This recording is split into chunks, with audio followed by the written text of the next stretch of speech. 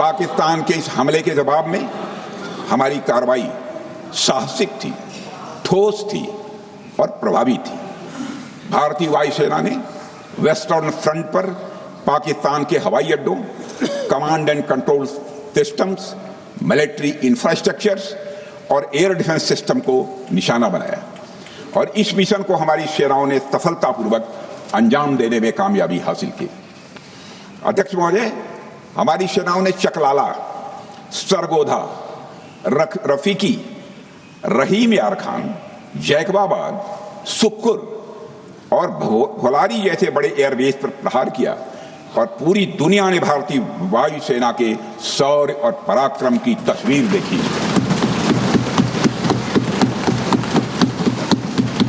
अध्यक्ष महोदय, ऑपरेशन सिंदूर ट्राई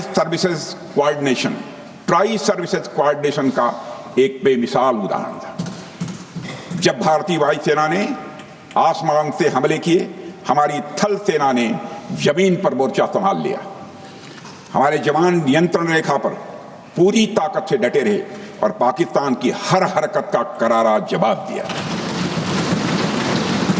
अध्यक्ष महोदय, भारतीय नौसेना ने भी, लोग पूछते हैं भारतीय नौसेना का क्या रोल था, भारतीय नौसेना ने भी उत्तरी अरब सागर में अपनी तैनाती मजबूत कर दी। भारतीय नौसैनिकों ने पाकिस्तान को यह साफ संदेश दिया कि हम समुद्र से लेकर जमीन तक पाकिस्तान के हर महत्वपूर्ण ठिकानों पर प्रहार करने में न केवल सक्षम हैं बल्कि हम तैयार हैं। अध्यक्ष महोदय, इस ऑपरेशन का मकसद टेररिस्ट कैंप्स और उनके सपोर्टर्स को टारगेट करना, उन्हें नेस्त नाबूद करना था और ये साफ संदेश देना था कि भारत आतंकवाद के विरुद्ध जीरो टॉलरेंस रखता है। भारत ने कार्रवाई इसलिए रोकी क्योंकि कॉन्फ्लिक्ट के पहले और उसके दौरान जो भी पॉलिटिकल और मिलिट्री ऑब्जेक्टिव्स तय किए गए थे उसे हम पूरी तरह से हासिल कर चुके थे। इसलिए यह कहना, यह मानना कि यह ऑपरेशन किसी दबाव में रोका गया था, यह बेबुनियाद है और सरासर गलत है।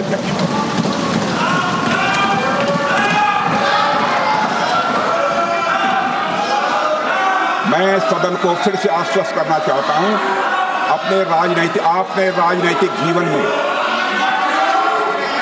अध्यक्ष महोदय, मैं आपके माध्यम से सदन को आश्वस्त करना चाहता हूं, अपने राजनीतिक जीवन में जानबूझकर कभी भी असत्य न बोलूं, इसकी भरपूर कोशिश की है मैंने, चाहे सदन हो अथवा सदन के बाहर। अध्यक्ष महोदय, मैं आपके माध्यम से सदन को यह भी अवगत कराना चाहता हूं,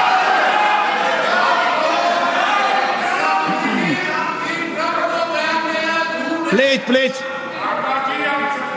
बैठिए। आप क्यों खड़े? अध्यक्ष महोदय, मैं आपके माध्यम से सदन को यह भी अवगत कराना चाहूंगा कि सीमा पार करना या वहां की टेरिटरी कैप्चर करना इस ऑपरेशन का उद्देश्य नहीं था। ऑपरेशन सिंदूर प्रारंभ करने का मकसद था अध्यक्ष महोदय, उन टेरर नर्सरीज को खत्म कर देना जिन्हें पाकिस्तान ने बरसों से पाला पोसा था।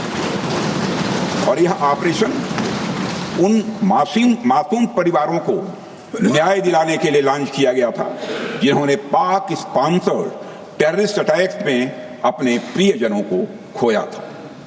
हमारी सेनाओं ने सिर्फ उनको टारगेट किया जो इन आतंकियों को सपोर्ट करते हुए भारत पर हमला करने की कोशिश में लगातार शामिल थे।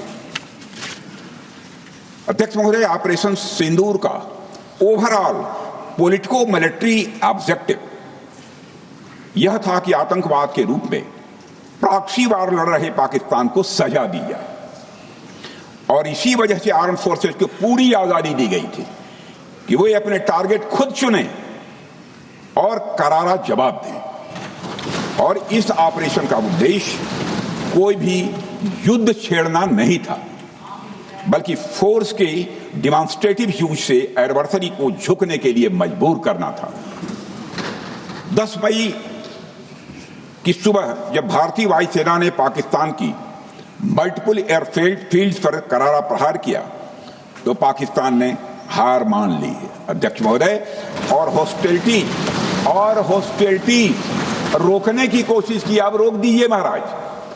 उन्होंने एक कोशिश की, हमारे डीएमओ से बात की, महाराज अब रोक दीजिए, बहुत हो गया। यह पेशकश इस कैबिनेट के साथ स्वीकार की गई थी। सुने, रुकिए तो रुकिए, बता दो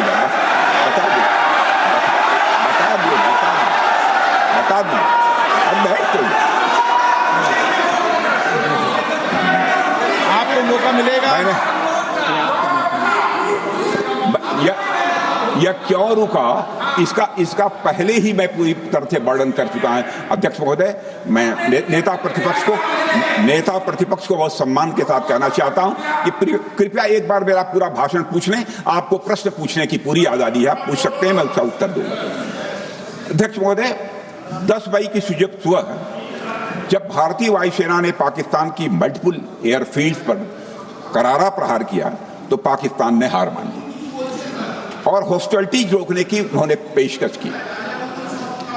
यह पेशकश इस कैबिनेट के साथ स्वीकार की गई हम लोगों के द्वारा कि यह ऑपरेशन केवल पाज किया गया है, स्थगित किया गया है। यह ऑपरेशन समाप्त नहीं हुआ है अध्यक्ष महोदय।